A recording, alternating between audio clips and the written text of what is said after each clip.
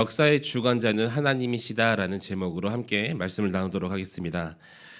지금 우리 다음 세대들은 방학 중이죠. 부모의 입장으로서는 방학이 그렇게 달갑지는 않은 것 같아요. 아이들이 방학을 시작하면 계획표를 작성을 합니다. 초등학교까지는 아직 계획표를 작성을 해요. 몇 시에 자고 몇 시에 일어나고, 가만히 보니까 제 아들은 12시에 기상 시간을 잡아놓은 것 같더라고요.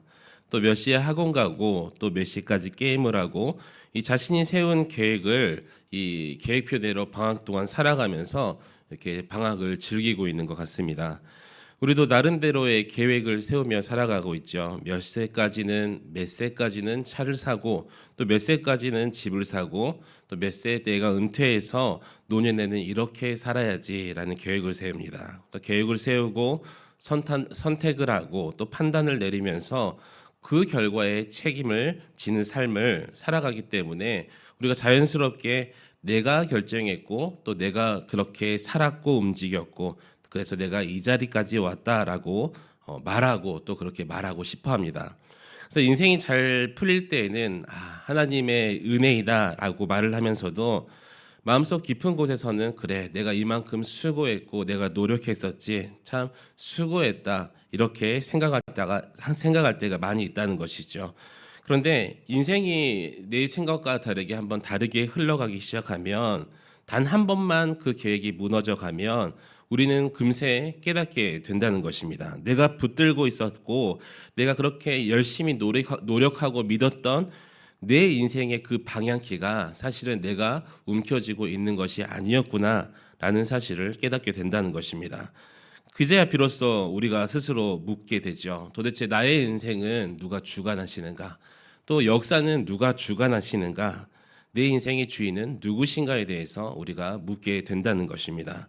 성경은 이 질문에 대해서 단 한 번도 애매한 표현을 사용한 적이 없어요. 성경은 처음부터 끝까지 분명하게 말씀하시죠. 역사라는 것은 우연한 어떤 산물이 아니고 인간의 계산이나 어떤 정치적 술수 이런 것이 아니고 언제나 하나님의 주권 아래에서만 움직인다라고 우리에게 말씀하고 계십니다. 오늘 본문 사무엘하 3장 12절부터 21절까지 말씀이 그 사실을 매우 적나라하게 드러내는 하나님의 주권적인 이 모습을 말씀해주고 있는 본문이죠. 오늘 본문에 등장하는 아브넬은 다시 어제도 말씀드렸지만 이스라엘의 이 정치판에서 가장 현실적인 인물이었습니다. 사울 왕과의 이 군사령관이었고 또 사울의 아들 이스보셋을 왕으로 세운 실질적인 설계자, 우리 킹메이커라고 부르는데, 왕의 이름은 이스보셋이었지만 실제로 나라를 움직였던 사람이 이 아브넬이라는 사람이었어요. 아브넬은 힘이라는 것을 알고 있었던 사람이었고 또 사람들의 마음을 다스릴 줄 아는, 마음을 읽을 수 있는 이런 사람이었으며 무엇보다도 시대의 흐름을 읽을 줄 아는 사람이었다라고 성경은 평가하고 있습니다. 그런 아브넬이 오늘 본문에서 다윗에게 사자를 보내서 말하죠. 이 땅이 누구의 것이냐? 내 손이 당신을 도와 온 이스라엘이 당신에게 돌아가게 하리라. 겉으로만 보면은 매우 신앙적인 선언처럼 들리곤 합니다. 마치 아브넬이 지난 시간에도 말씀드렸지만 하나님의 뜻을 인정하는 것 같고 다윗의 왕권을 받아들이는 것처럼 보인다는 거예요. 그런데 이 문장의 중심을 가만히 들여다보면 하나님이 아니라 내 손이라는 단어를 사용하죠. 내 손이 중심에 놓여 있음을 발견하게 된다는 거예요. 우리 12절 말씀 다 함께 읽도록 하겠습니다. 12절입니다. 시작. 아브넬이 자기를 대신하여 전령들을 다윗에게 보내어 이르되 이 땅에 누구의 것이니까? 또 이르되 당신은 나와 더불어 언약을 맺사이다. 내 손이 당신을 도와 온 이스라엘이 당신에게 돌아가게 하리라 하니. 아멘. 아브넬은 하나님의 뜻을 알고 있었지만 그 뜻을 이루는 주체가 하나님이 아니라고 이야기하고 있는 거예요. 이 뜻을 이루는 주체가 자기 자신으로 설정을 했다는 것입니다. 그렇게 하나님의 계획은 인정하는데 그 계획의 실행자가 자신이라고 착각하고 있었다는 거죠. 이것이 바로 인간의 뿌리 깊은 교만이라는 거예요. 하나님을 부정하지는 않지만 하나님을 주관자로도 모시지 않는 태도라는 것이죠. 다시 말해서 하나님을 믿기는 하지만 어제의 본문의 말씀처럼 하나님을 도구로 삼는 그런 신앙을 가지고 있었다는 거예요. 이 모습이 오늘날 우리와 너무나 닮아 있다는 게 문제라는 것이죠. 우리 입술로는 하나님의 뜻을 분명하게 고백을 하지만 하나님을 여전히 배척하고 또 밀어내고 그 삶의 주도권과 결정권을 내 스스로 움켜쥐고 있다는 것입니다. 이것이 하나님의 뜻이라고 말하면서도 사실 그 뜻이 내 계획과 맞아 떨어질 때만 하나님의 뜻으로 인정하고 우리가 기뻐한다는 것이죠. 그런데 하나님의 뜻이 내 계산에 넘어설 때는 쉽게 불안하고 쉽게 원망하는 모습이 있다는 거예요. 중요한 건 그거예요. 하나님의 뜻을 알고 있는데도 하나님의 계획과 내 뜻이 다를 때 우리는 불안해하고 원망한다는 것입니다. 오늘 본문에 보니까 하나님께서 분명 아브넬을 사용하셨어요. 잘 들으셔야 됩니다. 하나님께서는 아브넬을 사용하셨는데 아브넬이 이 장로들에게 말했고 베냐민 사람들의 마음을 움직였고 결국 이스라엘이 다윗에게 돌아오는 과정이 실제로 일어났습니다. 사람들이 볼 때는 또 아브넬 스스로 생각했을 때는 아브넬이 한 것처럼 보인다는 것이죠. 그런데 성경은 단 한 번도 이 아브넬이 역사를 만들었다라고 말씀하지 않아요. 성경은 처음부터 끝까지 여호와께서 다윗에게 이 나라를 주시기로 하셨다라는 사실을 중심에 두고 기록하고 있다는 것입니다. 하나님께서 이미 오래전에 사울 왕조를 끝내시기로 작정하셨고 또 다윗을 이스라엘의 왕으로 삼으시기로 언약을 하셨어요. 근데 아브넬의 선택은 그 언약을 만들어낸 원인이 되는 것이 아니라 이미 정해진 하나님의 뜻 안에서 아브넬이 사용되었음을 여러분 믿으시기 바랍니다. 그래서 아브넬은 역사를 주관한 것이 아니라 하나님의 주권 아래에서 움직여진 존재라는 것이죠. 하나님은 인간에게 이 자유의지를 주셨죠. 하나님께서는 자유의지를 제거하지 않으시고 우리에게 자유의지를 주셨어요. 그 자유의지 안에서 그 위에서 하나님의 뜻을 온전하게 이루시는 분이 바로 우리 하나님이십니다. 인간은 선택을 하고 또 인간은 계산을 하고 인간은 책임을 집니다. 그런데 그 모든 인간의 선택과 계산과 그 책임 위에 하나님의 주권이 덮어져 있다는 거예요. 이것이 바로 하나님의 섭리라고 우리는 부른다는 것이죠.